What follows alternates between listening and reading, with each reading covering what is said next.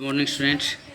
देखिएगा जो next exercise आपकी 12.6 उसके अंदर आएगा क्रॉस प्रोडक्ट या वेक्टर प्रोडक्ट।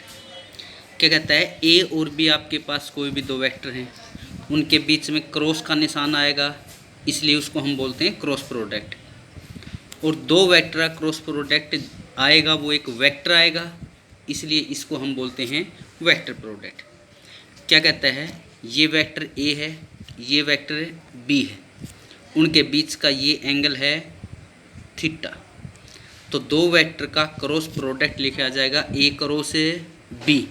तो ए क्रॉस बी आपके पास क्या होगा, ए का मैग्नीट्यूड बी का magnitude into sine theta into N cap. जहाँ पर एन कैप है आपके पास, n cap is the unit normal vector which is perpendicular to vector A and A B. A और बी दोनों के जो परपेंडिकुलर वेक्टर है, तो दोनों के परपेंडिकुलर वेक्टर को हम ऐसे दिखाएंगे भाई। और कॉपी के अंदर ये ऐसे खड़ा है आपके पास, और ये बुक के अंदर तो या कॉपी के अंदर तो ऐसे दिखाया जाएगा, लेकिन वास्तव में है क्या, ये आपके पास है क्रॉस ऐसे है खड़ा है आपके पास वेक्टर, यूँ है। अब यो तो एन आपके पास यहाँ से लेकर यह कितना है, एन कैप क्या होगा, एक लेंथ का। तो ए और बी आपके पास कोई भी दो वेक्टर हैं, तो ए क्रॉस बी क्या बताया, A B sine theta N cap. A B इसके ऊपर वेक्टर नहीं है, या इसको हम कह सकते हैं कि ए क्या है वेक्टर ए का मैग्नीट्यूड, बी क्या है वेक्टर बी का magnitude, sine theta into N cap. जहाँ पर थीटा तो ए और बी के बीच का एंगल है, और N cap is the unit normal vector. Unit vector है तो इसका मतलब इसका मैग्नीट्यूड कितना होगा, एक लेंथ का वेक्टर है और अपवर्ड डायरेक्शन में है। ए और बी दोनों के परपेंडिकुलर है, इतनी लेंथ का इस डायरेक्शन में ए और बी के परपेंडिकुलर एन कैप है। अब दोनों साइड में इसका मैग्नीट्यूड लेके चलते हैं, तो दोनों यहाँ पर मैग्नीट्यूड लेंगे तो इसका मैग्नीट्यूड इसका मैग्नीट्यूड इसका मैग्नीट्यूड और एन कैप का मैग्नीट्यूड आ जाएगा 1। तो ए क्रॉस बी का मैग्नीट्यूड ये वैल्यू आ जाएगी। यहाँ से हम साइन थीटा की वैल्यू निकालेंगे, तो ये मल्टीप्लाई में इस साइड में आकर डिवाइड में आ जाएगा। तो इस तरीके से हम दो वेक्टर्स के बीच का एंगल भी निकाल सकते हैं। पहले डॉट प्रोडक्ट में कोस थीटा आया था, अब आपके पास क्रॉस प्रोडक्ट में साइन थीटा आ जाएगा। उसके बाद क्या आता है, अगर थीटा की वैल्यू 0 डिग्री हो जाती है तो वेक्टर्स क्या होंगे, पैरेलल होंगे और लाइक एक ही डायरेक्शन में पैरेलल होंगे। तो ए क्रॉस बी आपके पास 0 आ जाएगा। क्यों, देखिएगा यहाँ पर क्या आता है, ए का मैग्नीट्यूड बी का मैग्नीट्यूड एंगल 0 है, तो साइन 0 0 0 इंटू समथिंग 0, तो ये आपके पास क्या आ जाएगा, 0 वेक्टर आ जाएगा। तो अब यहाँ से रिजल्ट आ जाएगा, अगर वेक्टर्स पैरेलल हैं तो उन दोनों वेक्टर का क्रॉस प्रोडक्ट क्या आएगा, 0 वेक्टर आएगा। पहले हमने क्या पढ़ा था, अगर दो वेक्टर्स परपेंडिकुलर थे तो वहाँ पर डॉट प्रोडक्ट 0 आया था। यहाँ पर अगर वेक्टर्स पैरेलल हैं तो उनका क्रॉस प्रोडक्ट 0 आएगा। तो यहाँ से ए क्रॉस ए जहाँ कहीं पर निकालना है तो वो आपके पास 0 वेक्टर बन जाएगा। तो ऐसे ही अगर आई कैप क्रॉस आई कैप करते हैं तो ये यूनिट वेक्टर हैं, इन दोनों के बीच का एंगल 0 है, पैरेलल है, तो i cap cross i cap, j cap cross j cap and k cap cross k cap आपके पास 0 वेक्टर है, तो वेक्टर आएगा। अब ये कहता है, अगर ए क्रॉस बी और बी क्रॉस ए के अंदर क्या फ़र्क है। डॉट प्रोडक्ट में तो क्या था, ए डॉट बी और बी डॉट ए कोमोटेटिव था, इक्वल था, लेकिन क्रॉस प्रोडक्ट इक्वल नहीं होगा। ए क्रॉस बी और बी क्रॉस ए इक्वल नहीं होंगे, इसके अंदर नेगेटिव का फर्क आ जाएगा। ए क्रॉस बी, तो जैसे आपके पास ए और बी कोई भी दो वेक्टर हैं, तो ए क्रॉस बी वेक्टर तो ये पेन है आपके पास अपवर्ड डायरेक्शन में, लेकिन बी क्रॉस ए आपके पास क्या होगा, डाउनवर्ड डायरेक्शन में आ जाएगा, जो कि ए और बी दोनों के परपेंडिकुलर होगा। तो ए क्रॉस बी और बी क्रॉस ए इक्वल नहीं होते, एक दूसरे के नेगेटिव होते हैं। इसको इस साइड में ले जाएंगे तो A cross B plus B cross A आपके पास 0 वेक्टर आ जाएगा। अगर थीटा की वैल्यू 90 डिग्री है तो साइन 91 हो जाएगा, तो ए क्रॉस बी का मैग्नीट्यूड ए का मैग्नीट्यूड इंटू बी का मैग्नीट्यूड के इक्वल आ जाएगा। अब यहाँ से हम करते हैं आई क्रॉस जे, जैसे आपने किया आई क्रॉस आई, जे क्रॉस जे, के क्रॉस के। अब आई क्रॉस जे, दो वेक्टर का क्रॉस प्रोडक्ट आई और जे लेके चलते हैं। तो पहले का मैग्नीट्यूड, दूसरे का मैग्नीट्यूड साइन थीटा इनटू में एन कैप। एन कैप क्या होता है? एक यूनिट वेक्टर होता है जो कि इन दोनों के परपेंडिकुलर होगा। तो आई कैप और जे कैप के परपेंडिकुलर यूनिट वेक्टर क्या होता है भाई? के कैप होता है। एक्स एक्सिस वाई एक्सिस के perpendicular unit vector Z axis के अलोंग होगा। यूनिट वेक्टर है एक लेंथ का, और जेड एक्सिस के अलोंग एक लेंथ का वेक्टर के कैप होता है। तो ये वैल्यू 1, ये 1 कितना रहेगा? के कैप। अगर आई क्रॉस जे, देखिएगा इसको हम ऐसे लिखते हैं, आई क्रॉस जे के आ जाएगा, ऐसे जे क्रॉस के आई आ जाएगा, के क्रॉस आई जे आ जाएगा। तो इस डायरेक्शन के अंदर ये चलते जाएंगे। अगर डायरेक्शन इनकी अपोजिट ले लेंगे तो नेगेटिव आ जाएगा।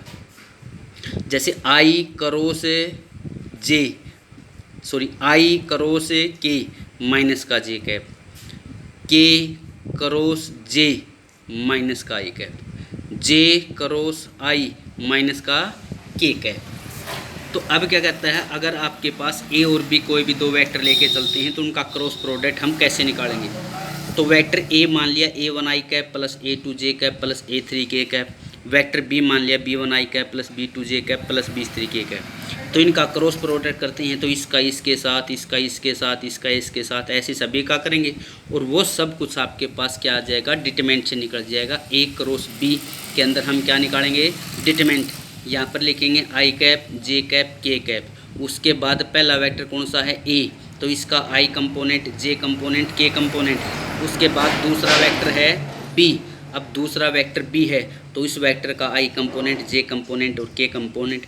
और अब इसका हम निकाल लेंगे डिटरमिनेंट। ये जो डिटरमिनेंट आएगा ये आपके पास ए क्रॉस बी आ जाएगा। उसके बाद इस ए क्रॉस बी का अगर मैग्नीट्यूड निकालते हैं तो मैग्नीट्यूड क्या आएगा? आई कंपोनेंट का स्क्वायर प्लस में जे कंपोनेंट का स्क्वायर प्लस में के कंपोनेंट का square under the root. I component का स्क्वायर प्लस जे कंपोनेंट का स्क्वायर प्लस के कंपोनेंट का स्क्वायर अंडर द रूट। ये आपके पास ए क्रॉस बी का मैग्नीट्यूड आ जाएगा। तो ए क्रॉस बी अभी देखिएगा आपके पास ये वेक्टर ए है, ये वेक्टर बी है। तो इन दोनों के जो परपेंडिकुलर वेक्टर होगा ये वेक्टर आपके पास आ जाएगा, ए क्रॉस बी वेक्टर आएगा। अब इसकी वेक्टर की लेंथ कितनी आएगी? इसकी ये एंगल आपके पास थीटा है। अब इसकी लेंथ आपके पास क्या बता रखी है? ये सारी की सारी ए क्रॉस बी का मैग्नीट्यूड, ये लेंथ इतनी लेंथ आएगी। ये लेंथ इनटू में ये लेंथ इनटू में साइन थीटा की वैल्यू, वो टोटल लेंथ आ जाएगी। और उसका एक लेंथ अगर हम निकालते हैं तो ये आपके पास एन कैप है। अगर ये क्या देता है क्वेश्चन नंबर के अंदर है भाई ए और बी दो वेक्टर है, उनके परपेंडिकुलर वेक्टर निकालो। तो ए और बी के परपेंडिकुलर जो वेक्टर होगा वो ए क्रॉस बी वेक्टर आएगा। तो ए क्रॉस बी एक ऐसा वेक्टर है जो कि ए और बी दोनों के परपेंडिकुलर है। मान लीजिएगा क्वेश्चन में देता है वेक्टर ए ये है, वेक्टर बी ये है, तो कहता है एक ऐसा वेक्टर निकालो जो कि ए और बी दोनों के परपेंडिकुलर है। इन दोनों वेक्टर्स के परपेंडिकुलर जो भी वेक्टर होगा वो इन दोनों का क्रॉस प्रोडक्ट निकाल देंगे। ये जो वेक्टर है ये ए और बी दोनों के परपेंडिकुलर आएगा। अगर क्वेश्चन में ये कह देता है, अगर क्वेश्चन में ये बोल देगा कि ए और बी दोनों के परपेंडिकुलर यूनिट वेक्टर निकालेंगे एक लेंथ का, तो ये पूरा वेक्टर निकाल देंगे। इस वेक्टर को इसी के मैग्नीट्यूड से डिवाइड कर देंगे। तो आपने अभी ये निकाल लिया है, यहाँ पर है ए क्रॉस बी ये वेक्टर था, ये इसका मैग्नीट्यूड निकाल लेंगे। तो ये वेक्टर इसको अगर इससे डिवाइड कर देंगे तो ए क्रॉस बी का यूनिट वेक्टर आ जाएगा। मतलब एक ऐसा वेक्टर आ जाएगा जो ए और बी के परपेंडिकुलर है और जिसकी लेंथ 1 है। अगर क्वेश्चन में ये आ जाता है ए और बी, एक वेक्टर ये है एक ये है, इन दोनों के परपेंडिकुलर वेक्टर निकालो जिसका मैग्नीट्यूड 5 लेंथ हो, तो इन दोनों के परपेंडिकुलर वेक्टर क्या आएगा? इन दोनों का क्रॉस प्रोडक्ट। ये वेक्टर ए और बी दोनों के परपेंडिकुलर है, हमें उसकी लेंथ 5 चाहिए, तो इसकी एक लेंथ निकाल लेंगे। एक लेंथ कैसे आएगी, इसको इसी के मैग्नीट्यूड से डिवाइड कर देंगे, क्योंकि वेक्टर अपॉन इस मैग्नीट्यूड यूनिट वेक्टर आ जाएगा एक लेंथ का, फिर उसको 5 से मल्टीप्लाई कर देंगे, ये अपॉन ये इनटू में जितनी लेंथ चाहिए उतने से मल्टीप्लाई कर देंगे तो वो वेक्टर आ जाएगा भाई। इसके बाद क्या कहता है, कुछ रिजल्ट हैं जो कि क्वेश्चंस में यूज होंगे। कहता है ए और बी अगर आपके पास एडजेंट्स लगातार कोई भी दो साइड हैं किसकी, पैरेललोग्राम की, तो वेक्टर ए क्रॉस बी का मैग्नीट्यूड करेंगे तो वो आपके पास क्या आ जाएगा, एरिया ऑफ ए पैरेललोग्राम।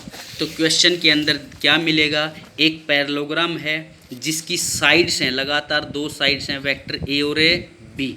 अगर आपके पास कोई भी हम पैरेललोग्राम लेके चलते हैं और इसकी ये दो साइड ले लेते हैं, ये वेक्टर ए है और ये साइड वेक्टर बी है, तो इस पैरेललोग्राम का एरिया आ जाएगा इन दोनों वेक्टर का क्रॉस प्रोडक्ट, वो एक वेक्टर आएगा, उस वेक्टर का जो मैग्नीट्यूड लेंगे वो आपके पास एक लेंथ आ जाएगी जो कि इस पैरेललोग्राम का एरिया आ जाएगा। अब एरिया है तो इतना स्क्वायर यूनिट लिख देंगे भाई।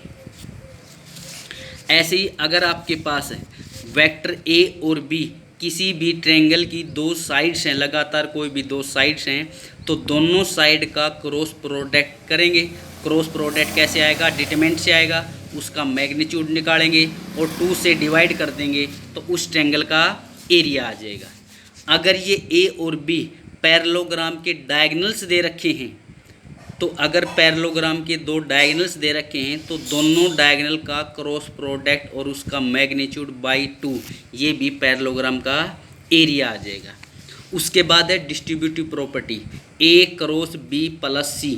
कहता है ये डिस्ट्रीब्यूटिव प्रॉपर्टी क्या होगी, ए क्रॉस बी प्लस में ए क्रॉस सी, इसका प्रोडक्ट इसके इक्वल आएगा, इसको हम बोलते हैं डिस्ट्रीब्यूटिव प्रॉपर्टी। अब ये एक रिलेशन है between cross product and A dot product के, तो ए क्रॉस बी का मैग्नीट्यूड का square is equal to mod A square into mod B square minus में ए डॉट बी का स्क्वायर। ये एक रिलेशन है between dot and A cross product. इन्हीं के बेस के ऊपर मोस्टली क्वेश्चंस बनेंगे। ये क्वेश्चंस आपने सोल्व करने हैं, कोई प्रॉब्लम आए तो पूछ लेना भाई। धन्यवाद।